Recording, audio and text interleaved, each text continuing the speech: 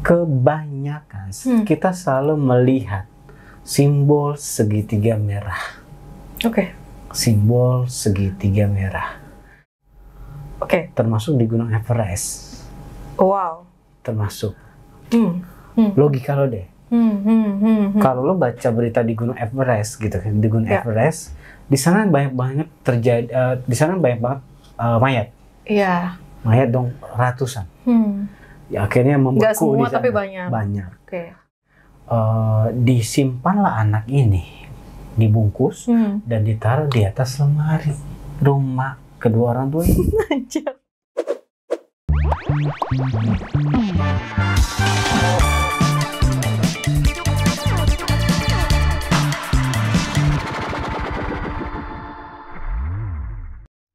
Hai guys, selamat datang di Obrolan Kepo. Ngobrol sambil kepo dong.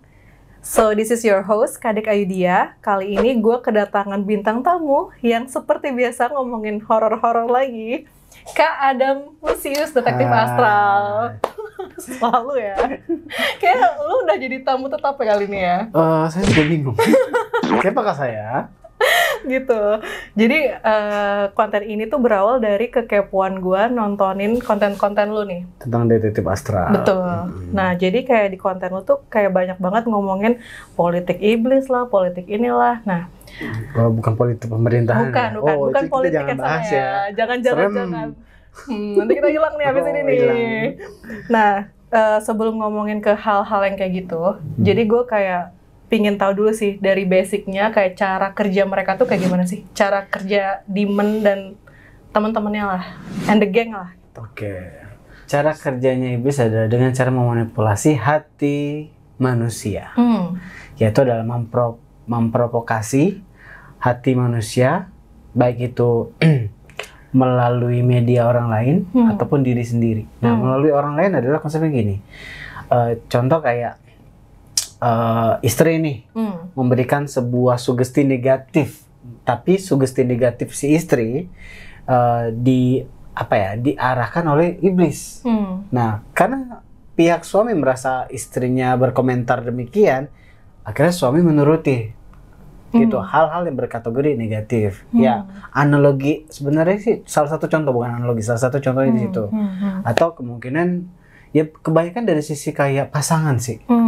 Tanpa sadar pasangan kita membawa kita ke arah negatif, tapi tanpa disadari juga iblis bermain di situ, di hati pasangan kita. Dan kita yang karena bucin akhirnya ngikutin aja. Itu dari provokasi orang lain ke diri kita. Tapi medianya iblis memediakan orang lain di luar dari tubuh kita. Nah, itu provokasi yang pertama. Provokasi kedua adalah diri sendiri, yaitu adalah hati kita diprovokasi untuk melakukan sebuah tindakan-tindakan negatif. Baik itu dari segi ketakutan, baik itu dari segi kita melakukan tindakan kejahatan. Poin seperti itu bisa dibilang gitu. Ya, contohnya kayak ambisi, dari segi kayak provokasi ambisi. Dia memainkan sisi ketakutan kita tentang keuangan, masa depan. Ujungnya kan kita karena ketakutan tersebut, ada beberapa orang yang berpikir bahwa kita tuh harus semangat, tapi semangat dari segi kayak ambisi banget. Nah, konsep ambisi adalah salah satu adalah penyakit hati. Karena dia selalu memaksakan dan lupa bahwa rezeki itu di tangannya Tuhan. Di situ bisa dibilang gitu. Saking ambisinya jadi toksik gitulah ya. Cakep. Nah, di situ dia lah ya. Nah, sedangkan jujur aja pribadi gue ya. Kalau kita belajar sejarah, nggak ada orang besar disertai ambisi. Memang ada orang disertai ambisi akan jadi tokoh, tapi tokoh biasanya lebih tokoh ke orang jahat sih, bukan orang sukses. Oke, ambisi ini kayak agak rancu sih sebenarnya. Yep. Ambisi itu kan menghalalkan semua cara untuk sampai dalam tujuan kita. Yeah. Tanpa ada mengenal dan ingat dengan Tuhan di situ. Itu ambisi. Beda dengan kata ingin. Kalau kita perhatiin dengan baik, semua tokoh-tokoh sukses itu cuman berkategori ingin, bukan ambisi. Nah, cara membedakan antara ingin dan ambisi nih. Kalau ingin di saat kita berproses usaha, tapi usaha kita tidak menghasilkan sesuatu yang sesuai dengan ekspektasi kita, biasanya kita cuma ya udahlah kita usaha lagi ke depan. Jatuhnya nggak terlalu jatuh, karena kita kan nggak berharap lebih kan di konteks ingin. Beda dengan ambisi. Orang ambisi itu benar-benar powerfulnya keinginan, berharap lebih dengan sesuatu yang sedang kita lakukan. Biasa kalau nggak sesuai dengan ekspektasi, benar-benar di luar dari ekspektasi dan itu berkategori gagal, orang ini biasanya stres, bahkan ya bisa gila gitu loh, dan gelap mata gitu loh. Jadi istilah kasar di antara ingin dan ambisi itu benar-benar harus dibedakan di situ. Nah, ambisi ini biasanya berawal dari ketakutan kita tentang kehidupan, tentang kita jadi apa besok, tentang keuangan kita, masa depan kita, karir kita. Biasanya seperti itu sih. Bisa iblis mainnya di situ. Harusnya gini, mainnya di sini. Biasanya ketakutan manusia itu cuma berada di 70% di tingkat 7 di level 70. Tapi iblis memprovokasinya dan dia memberikan sugesti negatif ke pikiran ke hati kita. Hingga ketakutan itu yang cuma level 70 jadi 90. Karena provokasi yang bisikan yang diberikan ke kita bahwa nanti lo masa depan gimana nih, nanti lo kalau nggak punya uang gimana nih, nanti keluarga lo susah lo, jadi takutin terus. Takut terus jadi netting gitu-gitu. Nah, harusnya level manusia normal itu berada di nilai rasa itu di 70%. Max-nya. Jadi 90 karena provokasi atau bisikan iblis tadi bisa dibilang. Dan satu lagi cara kerja iblis pertama tadi kan menjadikan media orang di luar dari tubuh kita untuk mempengaruhi kita kan. Betul. Nah satu lagi provokasi dari segi diri kita sendiri, dia bermain di hati kita. Nah sayangnya kan kita juga nggak tahu kan misalkan membedakan antara bisikan hati kita sama bisikan iblis. Karena di kitab suci manapun, gue ulangi lagi, di kitab suci manapun Tuhan sudah ngomong musuh terbesar manusia itu adalah iblis. Nah karena satu, dia nggak kelihatan ya. Dua, dia menyusup ke dalam hati, dan ketiga dia menyerupai hati. Jadi kita nggak bakal tahu nih ini isi hati kita atau bisikan iblis. Benar sih. Dan kalaupun kita bisa kayak lo bilang, kita bisa ngehandle diri kita, tapi dia bisa nyerang orang sekitar kita, dan itu challenging banget ya. Dia kan iblis itu akan terus mencari celah untuk menjatuhkan manusia ke dalam dosa. Gitu. Dia akan cari celah terus. Ya baik lagi, memang manusia punya free will. Tapi free will kita sebagai manusia, kita kan pasti dibekali dengan otak. Otak mikir dong, ini boleh apa enggak? Ini di luar dari nalar atau enggak? Di sini kan gunanya. Ini yang ngebatasin free will kita. Betul. Nah, poinnya di situ. Nah, sistem cara kerja yang ketiga adalah iblis memberikan ilusi. Harapan palsu yang bisa dibilang kayak bahwa di saat kita melakukan sebuah ritual kita kan jadi orang kaya, atau dia masuk ke dalam mimpi manusia dan membuat skema kita melakukan sebuah tindakan yang ujung kita bisa jadi orang kaya, orang hebat, dicintai seseorang atau semacamnya itu. Tapi semua itu bisa dibilang jebakan Batman. Gitu, ngerti kan? Seru banget sih. Ya sih, kadang-kadang kan kita mimpi nih, misalkan kayak kita harus ada beberapa momen klien yang mereka cerita kayak mereka di dalam mimpi itu mereka disuruh kayak meditasi di mana, mereka akan jadi orang besar gitu loh. Kalau nggak melakukan sebuah ritual yang ujungnya mempercepat supaya mereka jadi orang kaya. Dia juga kayak gitu. Ilusi harapan palsu yang diberikan iblis. Padahal balik lagi yang memberikan rezeki kan bukan iblis, siapa? Benar sih. Tuhan dong. Ya. Nah di situ. Ini kayak menarik nih.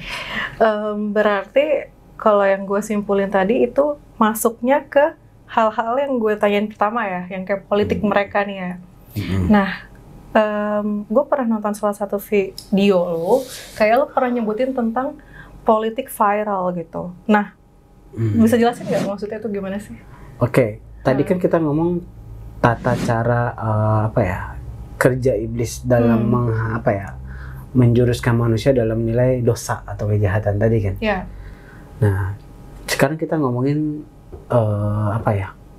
project-projectnya dia lah. Project. Mereka punya project juga ya. Atau tata caranya lah. Gue nyebut politik itu atau tata caranya itu gue sebut politik. Nah, tata cara dari atau politik iblis selalu salah satunya adalah dengan viral. Berita viral. Berita viral, oke. Ya, jadi di saat di bukan sekelompok, itu sekelompok sih.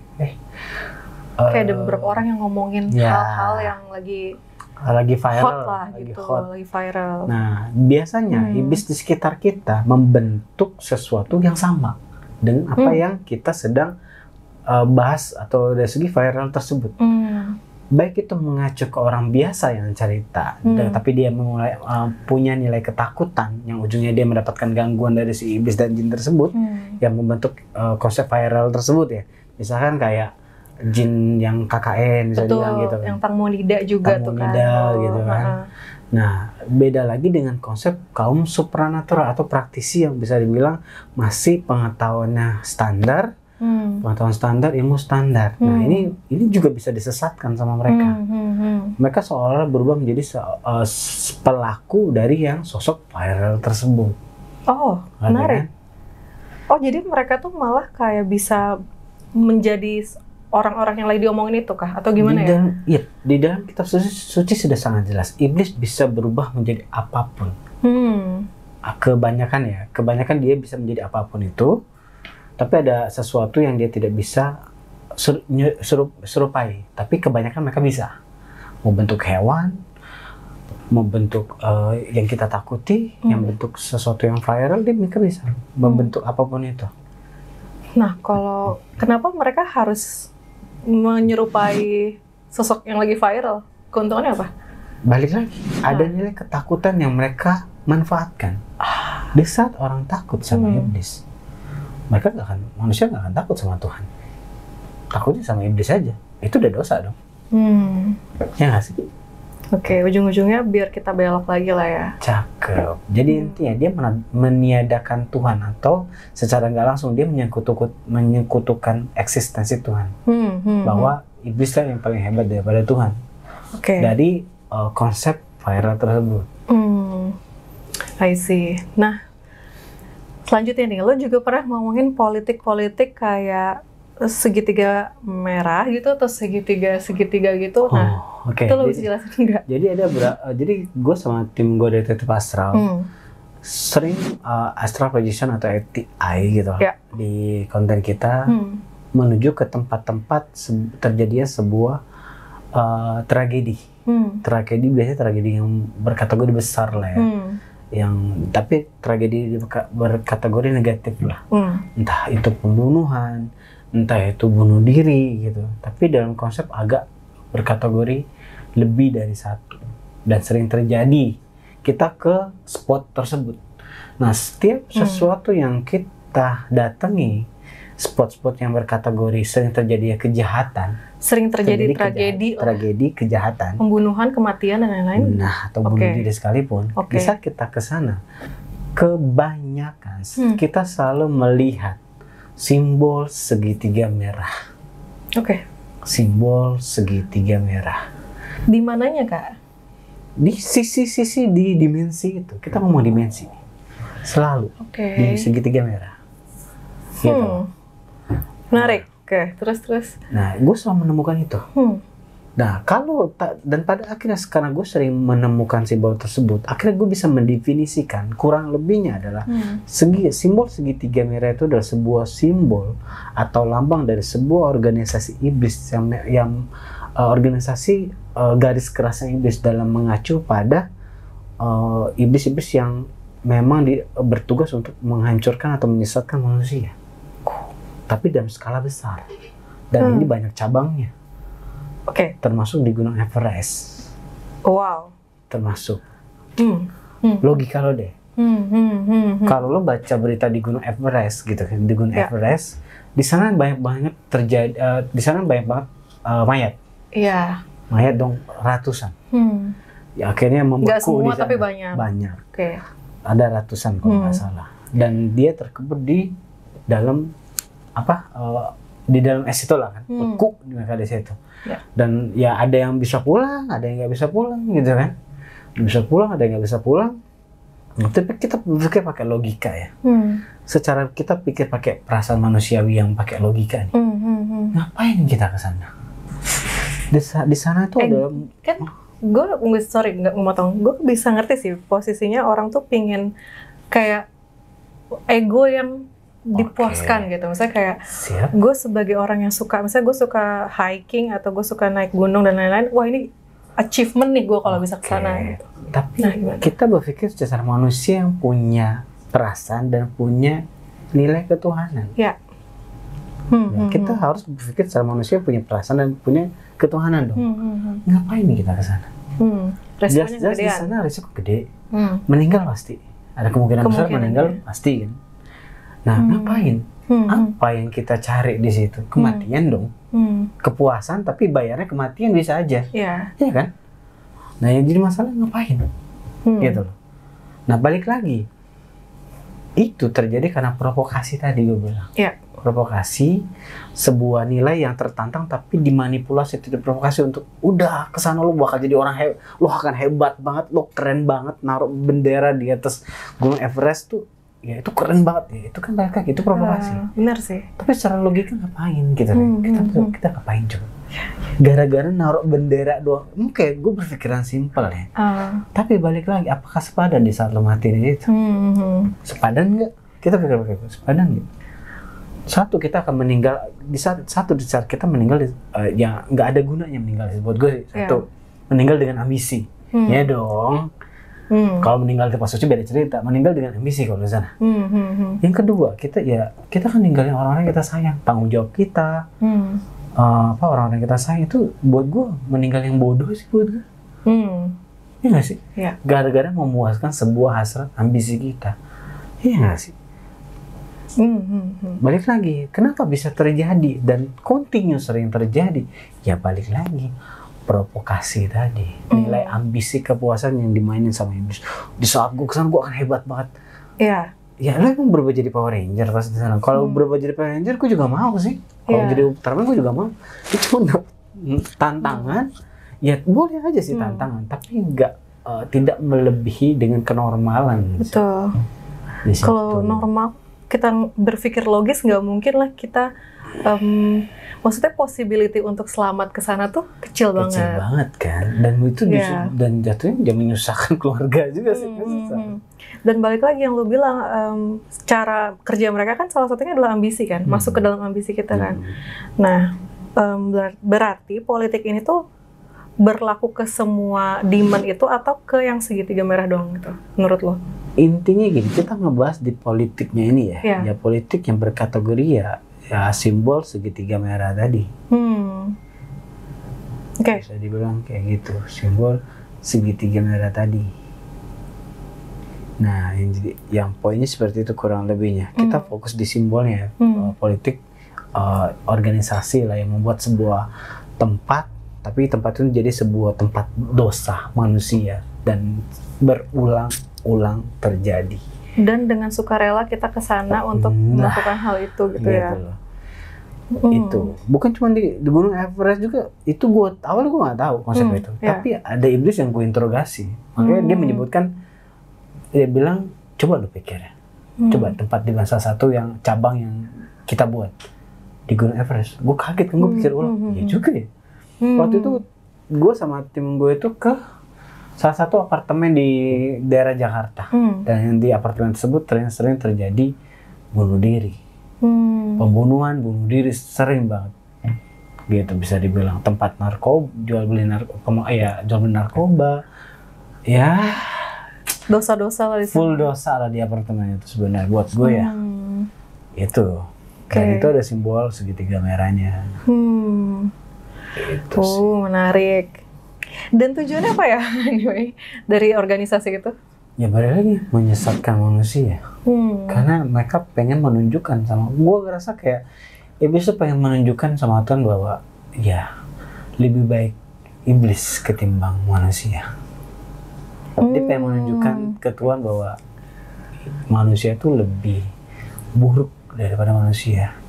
Dan gue sedihnya adalah kita kayak berpikir bahwa iblis itu nggak ada dalam kehidupan kita.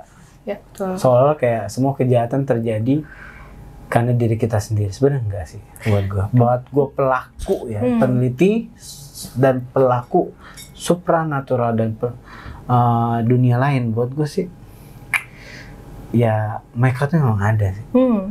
Dan mereka bermain di dalam hati kita, bukan bermain kayak penampakan tiba-tiba benar. Mereka tuh bermain di hati. Iya. Itu adalah hal yang berbeda ya. Kalau misalnya yang penampakan dan lain, dan yang ini lu bahas tentang demand itu ya. Siap. Sebenarnya gue salah satu orang yang dulu kayak gak notice ada mereka sih. Cuman semenjak ketemu sama dia dan temenan sama dia gitu. Oh ya, make sense gitu. Itu sih. Oke. Lanjut ke ini. Kayak ritual-ritual gitu. Nah, itu menurut lo adalah salah satu politik juga gak sih? Ya, itu juga salah satu politiknya. Nah, salah satu politik kita pahami. Ini ilmu banget ya. Politik-politik yang ritual-ritual tersebut itu juga politik yang mensuggestion ke hati kita bahwa di saat kita melakukan sebuah ritual, maka kita akan jadi berubah, lebih kuat kah, lebih kaya kah, lebih jadi sesuatu yang berbeda dari kita. Bisa kasih contoh? Soalnya banyak kasus ritual-ritual yang terjadi ujungnya menjerumuskan seseorang dalam kesesatan. Contoh kayak gue sebutin ya, Sumanto. Itu kan ritual juga, memakan daging. Itu kan ritual. Bukan meditasi, bukan ritual, bukan cuma meditasi aja. Banyak hal. Contoh dari segi kayak emang dia Ahmad Suroji.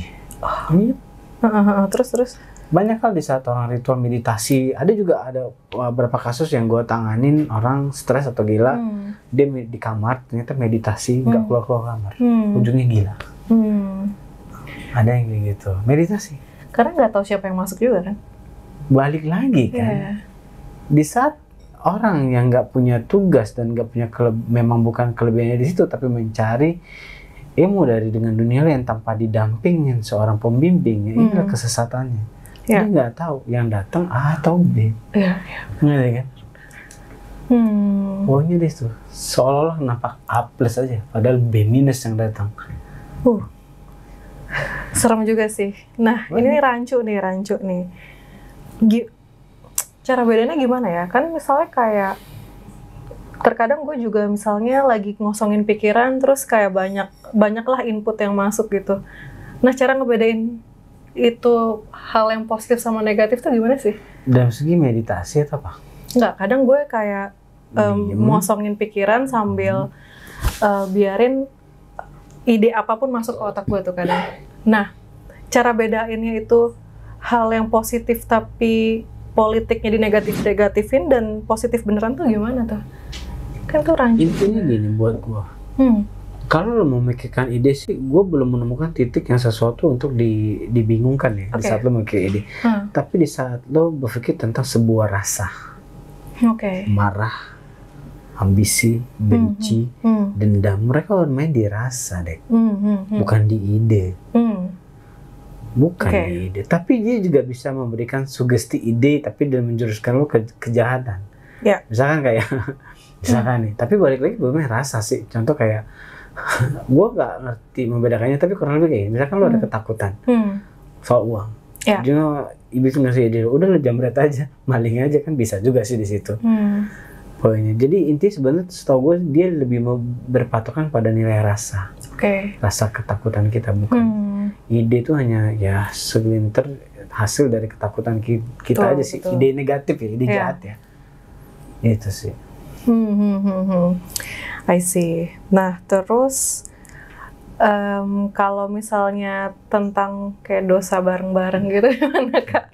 Mungkin maksud lo kayak dosa berjamaah. Iya gitu. Ini ada politik lagi nih. Iblis juga membuat sebuah politik kayak dia memainkan sebuah peran. Nah, peran ini ujungnya membawa dosa, membuat sebuah manusia itu berbuat dosa tapi lebih dari satu orang. Jadi ada berita viral dulu. Ceritanya ada sebuah keluarga dan dan ibu bapak punya anak satu, cewek, umurnya kurang lebih 7 tahun, 5 tahun 6 tahun lah ya. Nah, anak tersebut hyperaktif memang, hyperaktif, tapi orang tuanya mungkin karena kurangnya pendidikan, kedua orang tua nih bingung, kok nih anak hyperaktif banget, kayak nggak normal gitu loh. Balik lagi karena kurang pendidikan kan. Akhirnya dia bukan hanya ke psikolog, itu ya balik lagi memang keterbatasan sih memang. Akhirnya dia nanya ke orang pintar yang baru jadi orang pintar, tetangganya dia. Dia tanya tuh ke orang pintar atau paranormal tersebut kan, bahwa anaknya ini kenapa ya kok bandel dan nakal banget nih. Nah, dan sayangnya yang dia tanya adalah orang paranormal KW yang nggak tahu apa-apa dan cuman modal sensitif doang. Modal sensitif doang, bukan ahli di bidang demonologi atau dunia lain tadi kan. Dia cuma modal sok tahu. Nah, kebetulan dia berhadapan dengan iblis. Jadi di saat dia diundang ke rumah si orang tua ini, si dua paranormal ini datang dan mengecek anaknya mereka. Pas dicek, si paranormal gadungan ini mengatakan termanipulasi nih sama iblis kan. Iblis pura-pura, wah gue nih gondol dua nih, ini titisan gue nih. Dia bisa mensugesti si hati si paranormal tersebut. Kan hati paranormal cuma sensitif dan tanpa ada pengetahuan yang luas, akhirnya ke bawah dong. Langsung dia berucap, wah ini mah titis, dia berucap ke orang tua ibu, anak lo ini titisan gondol dua nih. Orang nih balik lagi, iblis bermain lagi dong di ketakutan si orang tua ini. Bahwa akan terjadi apa-apa, ilusi terjadi, ilusi ketakutan terjadi. Nah setelah ilusi terjadi, dia memberikan sugesti negatif juga ke paranormal KW-nya. Dia mengatakan bahwa harus ditenggelamkan di dalam bak. Jadi dia bisa tahu dari mana? Dari sugesti itu? Sugesti negatif iblis tadi, balik lagi kan. Iblis bisa bermain di dosa berjamaah ini gitu. Jadi si paranormal mengatakan nih anak harus ditenggelamkan dalam bak mandi. Jadi benar-benar kepala ditenggelamin gitu. Terus percaya ibunya? Balik lagi, orang tua kan tersugesti kan sama si iblis tadi kan, termanipulasi kan. Akhirnya menuruti. Janjian lah mereka untuk melakukan itu di malam hari atau sore, gue lupa. Sendiri? Maksudnya ibu itu sama mereka berempat. Paranormal 2, ibu dan bapak 2. Kalau gue nggak salah ya, nanti koreksi ulang. Kalau gue takutnya gue lupa, entah ibu doang, entah bapak doang. Gue rasa sih 2. Bapak, ibunya ada, gue lupa nih. Tolong koreksi aja. Nah akhirnya kejadian pun terjadi. Ditenggelamkan anak itu. Nah balik lagi kan, kalau orang normal berpikir dong ini mau mati atau enggak? Karena dia termanipulasi sama iblis, dia nggak sadar yang iblis tuh hanya memberikan sugesti kebencian, gue ada di anak ini loh, lu bunuh gue, ngerti gak? Bunuh gue nih. Akhirnya dia nggak fokus karena kecil tadi, dia fokus ke gundurwo tadi, yang iblis yang pura-pura jadi gundurwo tadi nih. Emosi dong si paranormal ini, dibunuh lah. Takut terus. Tanpa sadar meninggal nih anak. Dan merinding gue ya. Terus orang tua ini ya balik keterbatasan pendidikan, kayak kurangnya pendidikan, plus nggak tahu apa-apa tadi kan.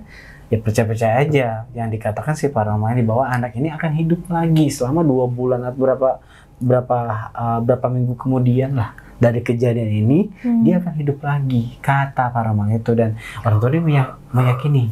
Akhirnya disimpanlah anak ini, dibungkus dan ditaruh di atas lemari rumah kedua orang tua ini. Sorry gue dengernya kayak gue merinding sih. Ini bego sih buat gue gitu. Gila.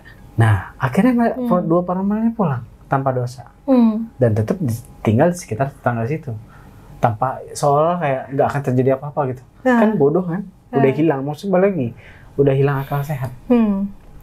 Akhirnya, nah kedua orang tua ini akhirnya ya tidak memberitahu kan siapapun, termasuk ke orang tua mereka, ke nenek, ke kakek si cucunya ini, nggak ngomong.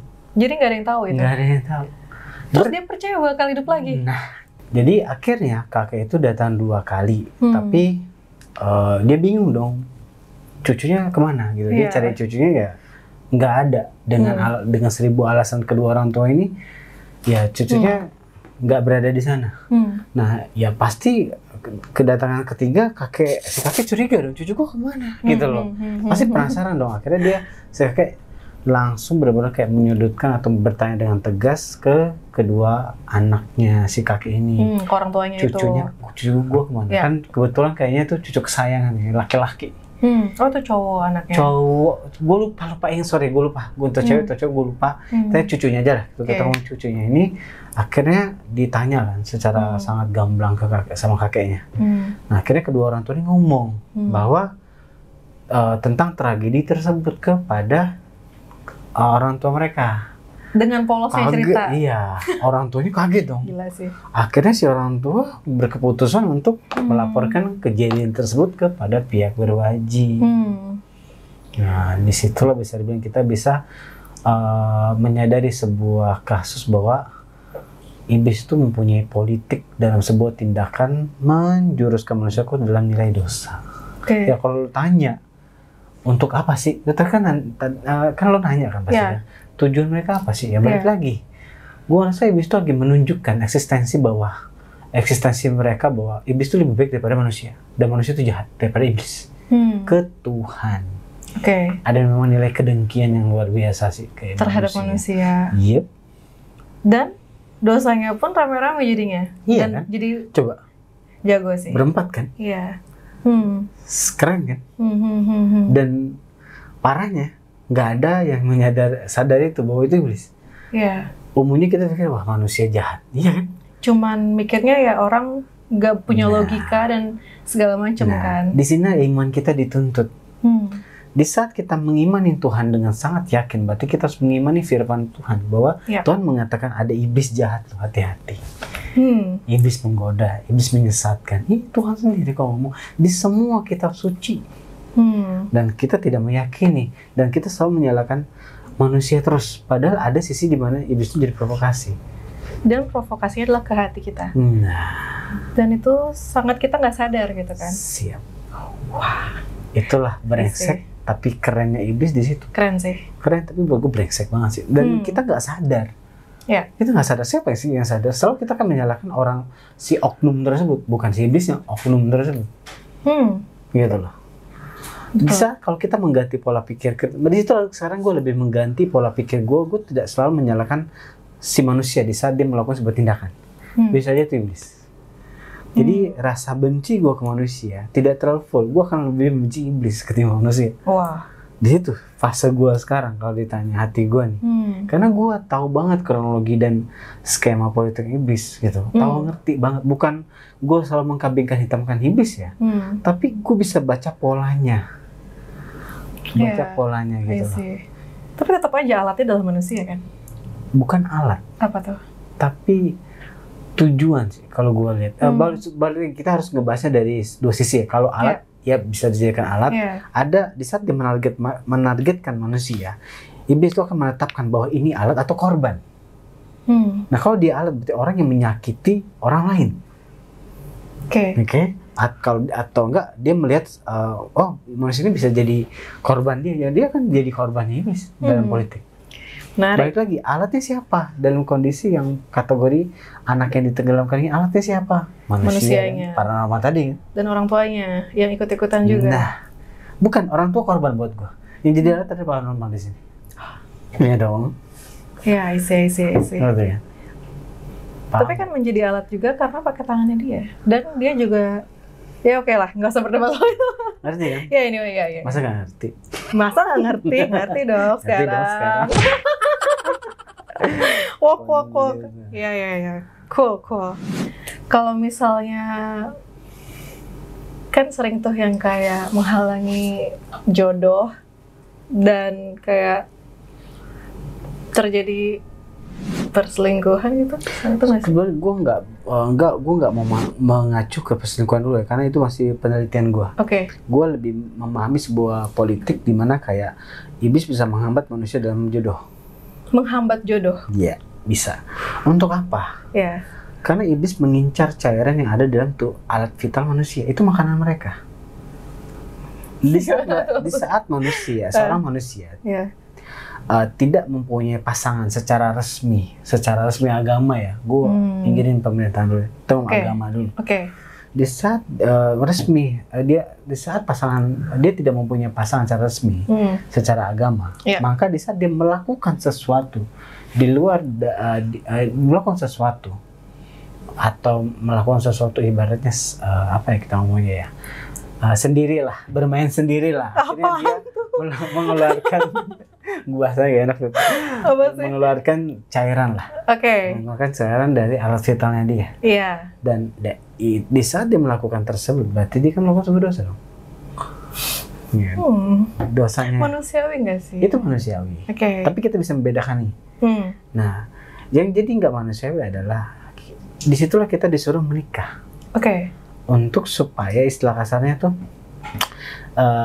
terjadi sebuah tindakan yang ujungnya tidak dosa lagi, ngerti nggak? Ada fase penyetopnya gitu loh. Nah tapi ada yang ujungnya karena dia tidak menikah, dia sendiri, ujungnya dia melakukan sendiri seumur hidupnya dong. Sendiri itu maksudnya sama pasangan tapi nggak nikah gitu? Kadang sendiri.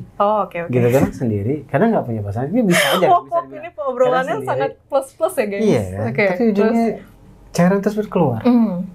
Dan di saat cairan tersebut keluar, ya itu jadi makanan mereka. Bukan hanya darah mens kok.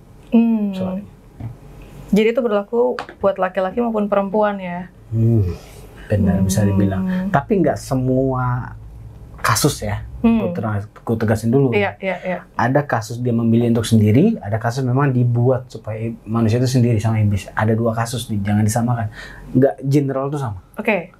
Jadi ada kasus yang memang iblis memanipulasi supaya memang mengambil alih manusia ini supaya untuk dilarang untuk menikah. Ada lagi yang dihalangi, bukan dilarang, dihalangi sama iblis supaya tidak menikah.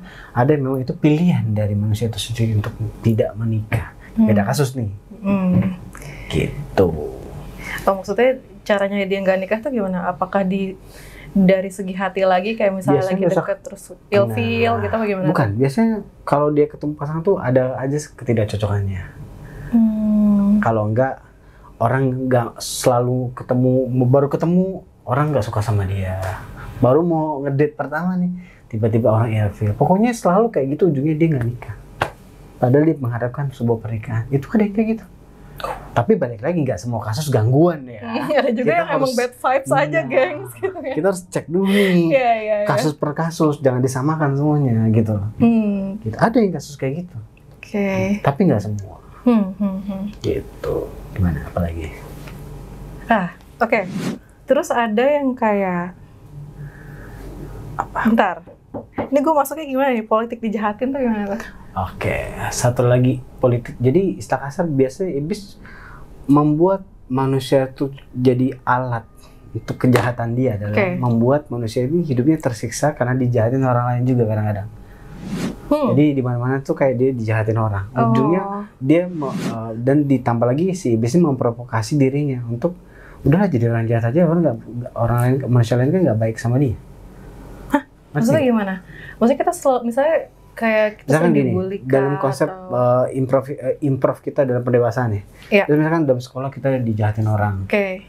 Di pertemanan kita dijahatin, di keluarga dijahatin. Lo pasti kan banyak orang yang nggak lolos di sini. Iya kan? Betul. Banyak orang nggak berat. Banyak orang nggak lolos di sini. Oke, dia jadi orang yang jahat dan berpikirnya semua tentang jahat aja. Bahwa orang aja jahatin gue, masa gue harus baik sama orang. Ada yang kayak gitu, kasus kayak gitu juga. Nggak semua. Ada yang lulus akhirnya dia tidak menuruti konsep iblis tersebut. Ada yang dia nggak lulus. Ada lulus, ada yang nggak lulus. Gitu loh. Balik lagi ke diri kita sendiri nih. Cara mengatasi improvisasi masalah di sini. Gitu, yang lulus lebih dekat sama yang di atas gitu. Kalau nggak lulus berarti? Ya udah jadi alat. Dia akan dewasa dengan pola pikir kejahatannya dia.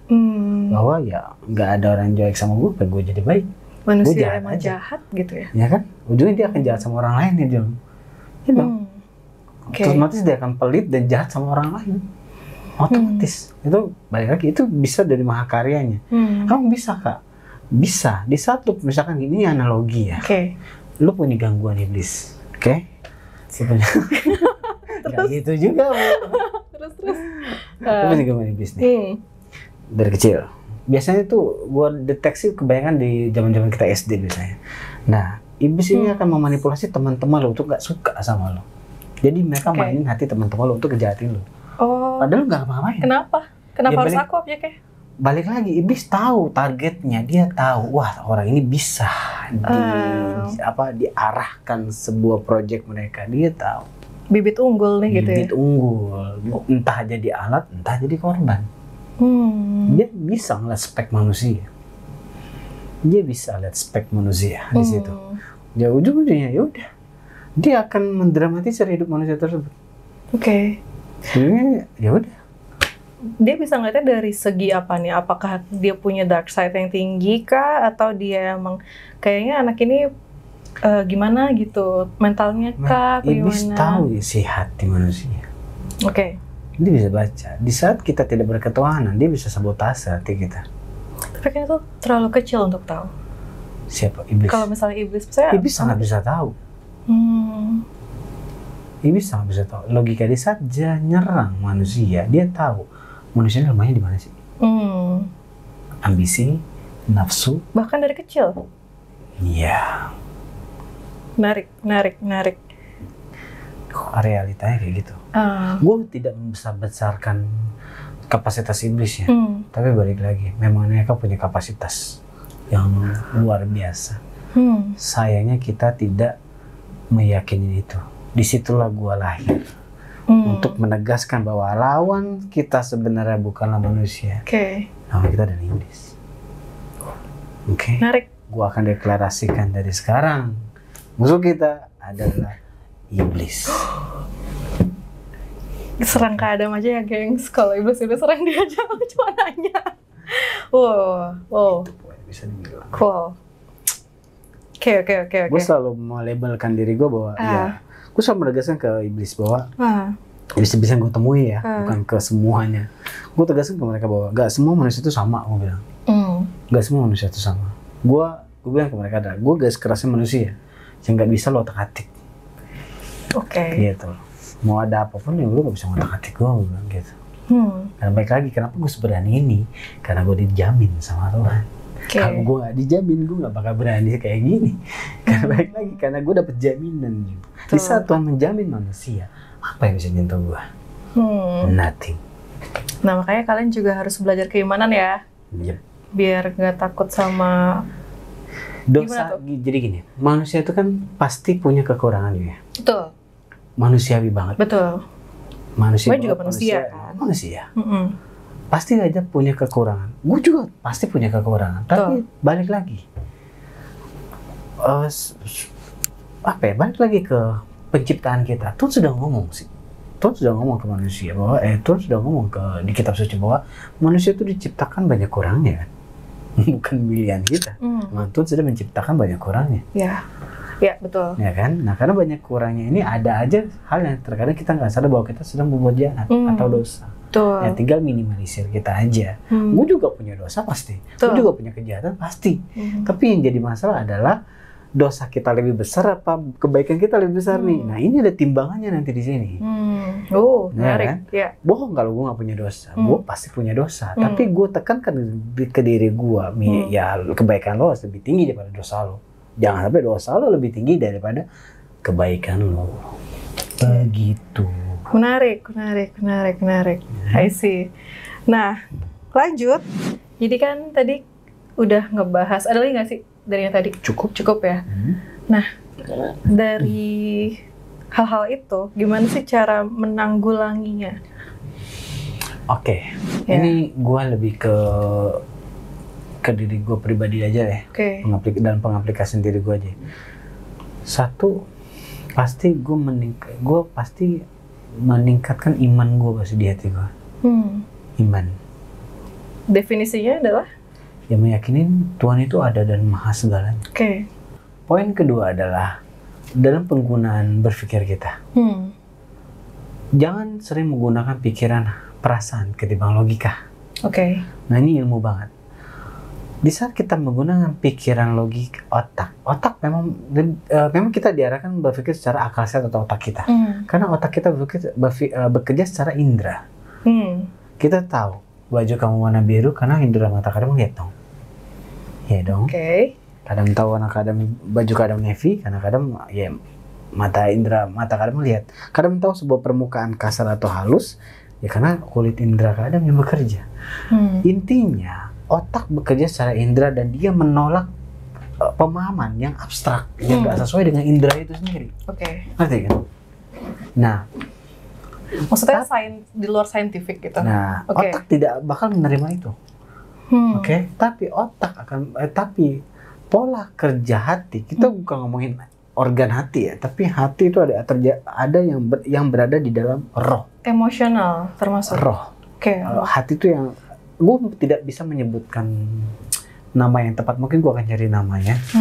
Ibaratnya adalah hati manusia terdapat di roh, bukan di organ, bukan organ, tapi hati yang ada di dalam roh.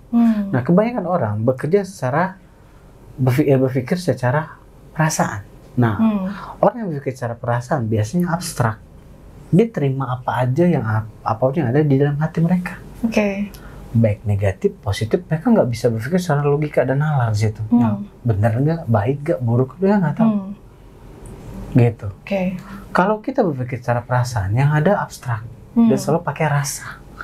Rasa marah, rasa dengki, rasa emosi, rasa.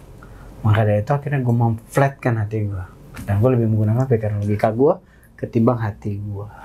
Jadi gue tidak menggunakan hati gue dalam berpikir. Di hati gue cuma ada 3. Nilai ketuhanan, nilai kebaikan, cinta. Selebihnya nggak ada.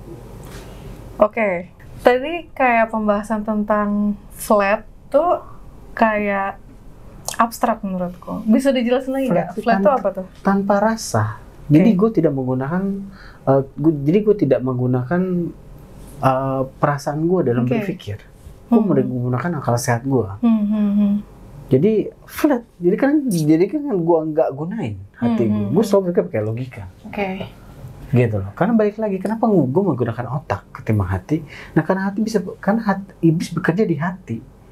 Hati itu selalu menerima apa aja, sugesti buruk apapun dari siapapun dia akan terima. Misalkan gini, gue lagi stres, lu bisa aja bilang ke gue, dan lu bunuh diri aja. Hati gue bisa berpikir dengan kedropan gue, iya juga ya. Coba gue pakai logika, nggak terima dong gue, ngapain? Benar.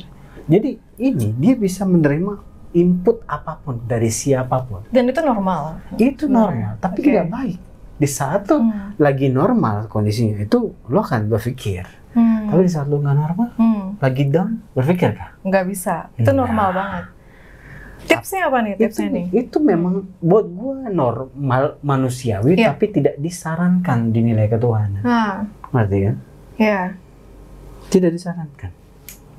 Normal. Jadi tips gue adalah di saat kita berpikir dengan apapun pola pikir kita, baik itu mikirin masalah ataupun kerjaan, berpikirlah secara otak kita, bukan hati. Biarkan otak kita yang bekerja di saat berpikir, bukan hati. Makanya kadang-kadang hati gue kosong, otak gue penuh. Kadang berat, kadang-kadang ngeblank, ngomong apa, kadang-kadang kerjaan tuh. I see. Soalnya kan pasti kayak teman-teman juga sering kan ngalamin kondisi di mana kayak lagi down, terus di saat kita tertekan pasti banyak alternatif hal yang kita pengen lakuin, entahlah itu pengen nyakitin orang, entah nyakitin diri sendiri, entahlah kita izin minum ya? Boleh. Entahlah kita kayak sedih gitu. Nah, itu kan normal gitu. Ada tips nggak sih? Maksudnya apakah baiknya kita sendiri dulu untuk menenangkan diri atau doa atau gimana nih? Gue mewakili kalian, gengs. Gimana tuh, Kak? Iya, Maya. Ya, langkah awal ada ya. Adalah balik lagi, kita harus mengimani atau meyakini Tuhan itu ada. Itu adalah harapan utama kita dan pertolongan, yang benar-benar pertolongan di antara semua pertolongan. Emang manusia bisa nolong kita? Enggak. Kita cuma bisa ditolong sama Tuhan. Jadi kita harus boleh berharap cuma sama Tuhan. Langkah awal di iman. Nah, yang kedua bisa dibilang ya menghadapi, dan ada apa yang perlu ditakuti? Betul. Nggak ada. Modal gue cuma iman dan disayang Tuhan sih. Simple. Jadi buatlah Tuhan sayang sama lo. Betul. Jadi mau kan beres. Ya kan sih? Kalau ditanya apapun, ya gue nggak modal apa-apa sih. Kalau ditanya, lo punya pede nggak? Gue nggak punya percaya diri. Jujur aja, gue lebih percaya sama Tuhan sih daripada diri gue sendiri. Gitu loh. Nah, poin itu bisa dibilang. Jadi intinya, gue selalu berpikir gimana meningkatkan iman gue dan membuat supaya Tuhan itu sayang sama gue. Simpel, hidup gue sesimpel itu. Karena di saat Tuhan sayang sama kita, yang namanya disayang gimana sih? Benar. Gitu. Nah, yang poin ketiga yang penanggulangannya adalah bisa dibilang ya selalu gunakan kasih sayang dalam hidup kita atau nilai kebaikan. Karena nilai kebaikan dan kasih sayang itu akan membuat otomatis Tuhan menjadi sayang sama kita. Dan kebaikan itu akan datang lagi ke kita melalui orang itu sendiri, melalui orang yang kita baikin atau dari orang lain. Yang kita nggak pernah duga ya. Menarik.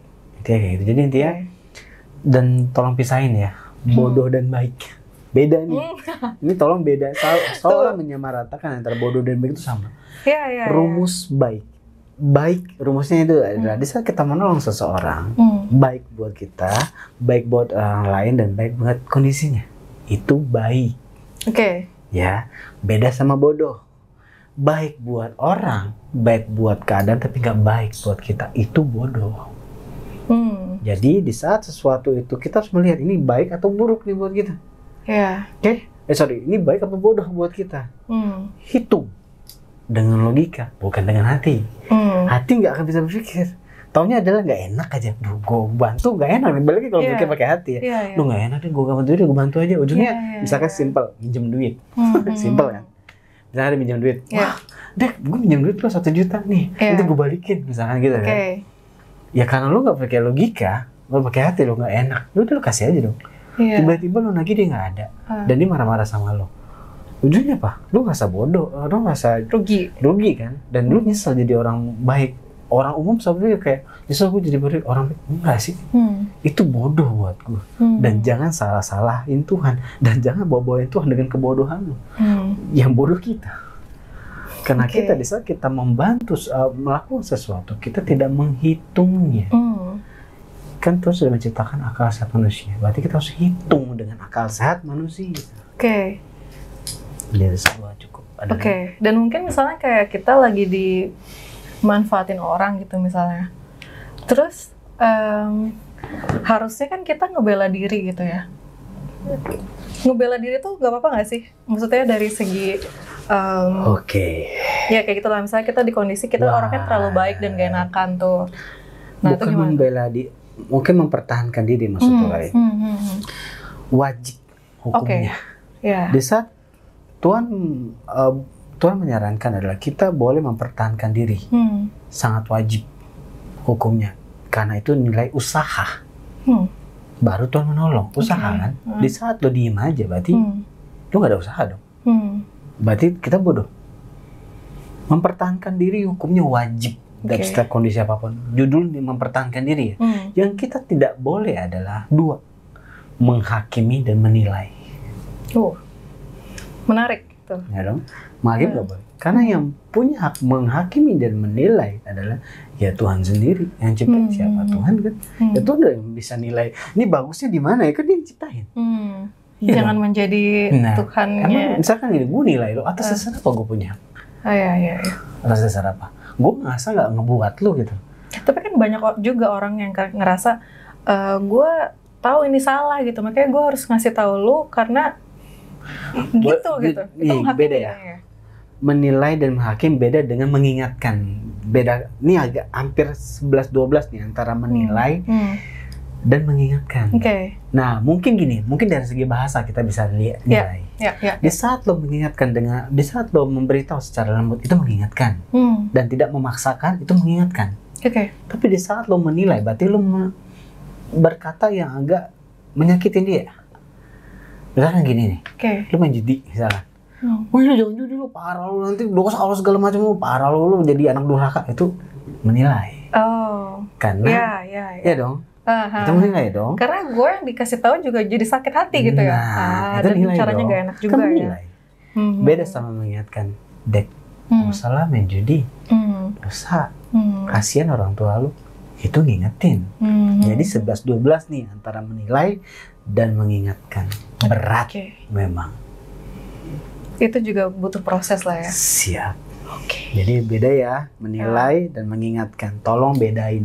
Gitu guys. Di saat kita menyakiti orang lain itu berarti menilai. Mengingat, walaupun kita niatnya mengingatkan, tapi ujungnya kita menyakiti itu menilai, bukan kan? Karena semua konsep kitab suci adalah nilai apa? Kasih sayang. Kan semua kitab suci dan semua pemimpin agama selalu mengajarkan nilai kasih sayang. Ya dong. Benar. Ngerti sekarang? Masa nggak ngerti? Ngerti dong. Iya. Dan kasih sayang itu sangat luas ya. Bahkan dari hal-hal sekecil apapun, cara kita memperlakukan orang gitu ya. Iya. Jadi makanya gue bilang aja, saran gue sih kita boleh mengingatkan tapi tidak menilai. Oke. Bedanya dirasa. Di saat kita menyakiti berarti kita menilai. Jika kalian menilai, lu suka nggak suka gue nilai dong. Ya nggak sih?